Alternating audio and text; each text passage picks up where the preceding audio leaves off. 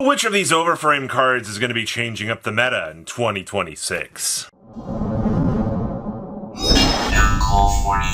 Make sure you guys smash the living crap out of that subscribe button so you guys don't miss out on more scums. We're going to start off with the Blue Eyes White Dragon, the White Phantom Beast. You know, I think this card is one of the most interesting contenders that we have going into next year. Because I didn't realize it, but this is actually a hand trap. Now, when I say that, you can combine this with the Mulcharmies and you can do some really funny things. Because its effect triggers when it's added from the deck to your hand. It doesn't include the mystical line of text except by drawing it. So, in theory, I can combine this with the Mulcharmies to draw into this, to then reveal it, special summon it, and then on special summon I can destroy everything on my opponent's field. Does that seem hilarious or not? I mean, so the problem with this active theory is, one, I know people are going to actually try this out, but two, it's a card that you have to play with the Mulcharmies in a combination or a way to actually get to it. And I think that's the problem is, like, if you're looking at this card in the sense of as a side deck card and you're bringing it in, then yeah, that's fine.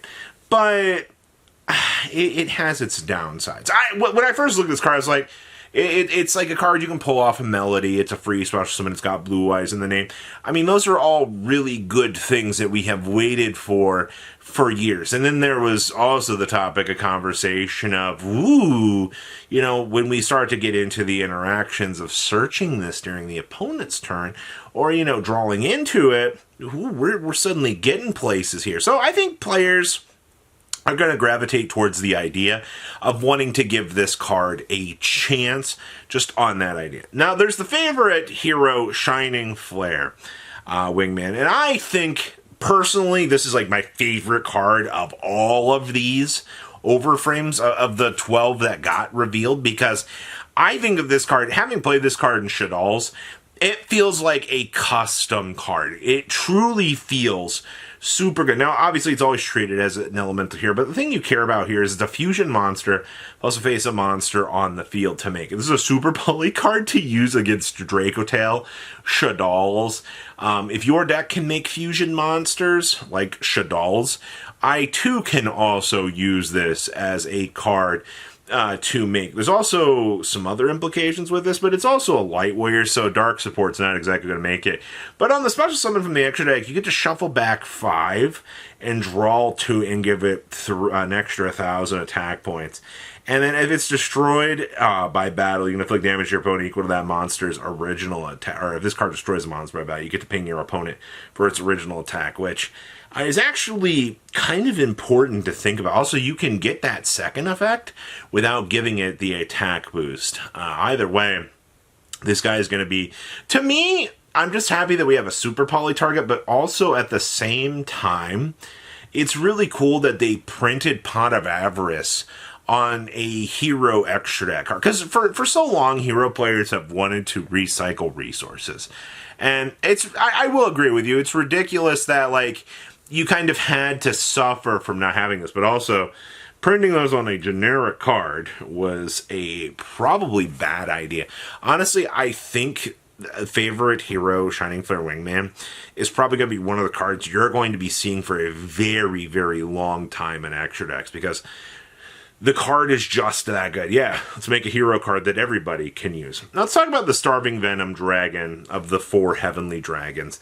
I can't wait to see what localization is going to do to this name. It's going to be a crazy. Now, obviously, the line of text you care about on this card is it's 2 dark monsters on the field. Now, fundamentally, you're going to be like, okay, so this is just going to be another super poly target for darks. I mean, technically, yes. The thing that you care about is on special summoning, target a face of monster on the field, make it 0, and negate its effects. A super poly target that also further negates something else on the field. I mean, I don't see a problem with that, do you? But what? When your opponent activates card effect, quick effect, you can fusion them in a dark fusion monster from America, like using dark monsters on your field, including this card. Now, that's the effect that I'm a little bit curious. What can we do with this? What can I, with this new Starving Venom Dragon, what do I want to fuse into if I happen to bring this card into a game? Honestly, I don't think we are ever going to actually use the second fusion effect unless you're playing an entirely, like a Predaplan deck, for example. Now, if I'm playing a Predaplan deck, then I feel like this is going to be like a must-have card to have for the deck. But on Fusion, or on Bring Out, go ahead and pop some. Also, by the way, that first effect, I forgot to mention, is just anytime it's special summon. It's not on Fusion Summon. Konami made these boss monsters, like, 2025 proof by saying when this card is special summon, or, not on Fusion Summon anymore.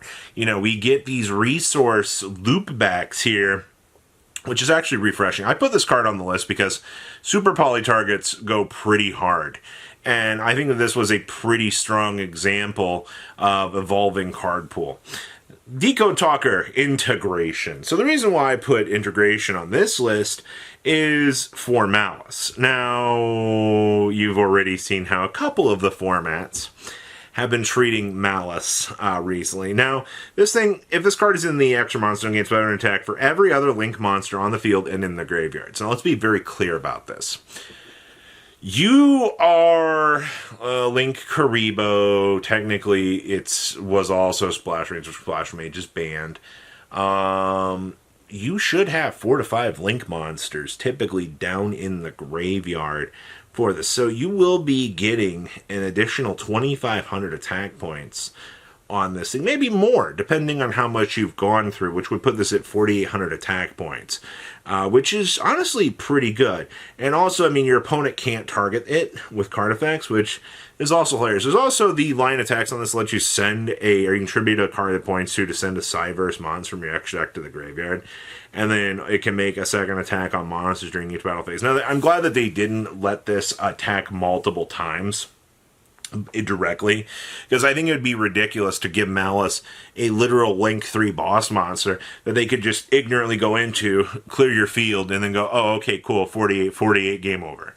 That would be a little bit too ridiculous on that front. But with the restrictions that Malice is kind of facing at the moment, I don't necessarily think Decode Talker integration is going to save the deck. I think it was a very strong boss monster, or sub-boss monster, that they gave to the archetype to have a chance for. And I'm willing to kind of see where that is going to go. You gotta leave a little bit of the takeaways here from where we're going. And then we have the Crimson Dragon, Quasi-Colto, or Quasi. We're just going to call him the Big Angry Level 12. Now, initially when I read this card, I was like, oh, this card's garbage. And then I've long since changed my terrible opinion on this card. So it's a tuner plus a non-tuner to make it. Alright, so it is completely generic. You only use the first and third effects of this card's name once per turn. So if this card is Synchro Summon, you can special summon any number of Dragon Synchro monsters from your graveyard as possible. You cannot special summon for the rest of this turn. If I make 2 Spirit Dragons with this, I can do a double revive on both Spirit Dragons, and in addition to this, it should be bringing out 3 Synchro monsters for Blue Eyes. Blue Eyes getting support in 2025, it's pretty good. Now, this thing also gains attack points equal to the original attack of all the other Synchro monsters you control. So it has over 8,000 attack points by the bring back effect of these. And then also, it has, when your opponent activates monster effect, you can target one of those Dragon Synchro monsters, spin it back to the extra deck, and negate that effect. It can technically bounce itself, because it says, it has to target another one. Never mind. You have to target one other Dragon Synchro. Man, if it could target itself, I could just put the 0/0 on the field. To have a negate, that'd be too good. But this is actually food for Blue Eyes White Dragon if it wants to generate a good strong board. But also, that'd have to be something you'd have to do with the double Spirit board combo. And if you're making the double Spirit Dragon anyway, you're probably winning the game through, you know, your initial setup with that. So that is kind of something to think about overall. But what do you guys think about these cards for 2026? Please, comment down below, tell me what you guys think. I'll see your beautiful faces back here in the day, guys. Patrons, thank you.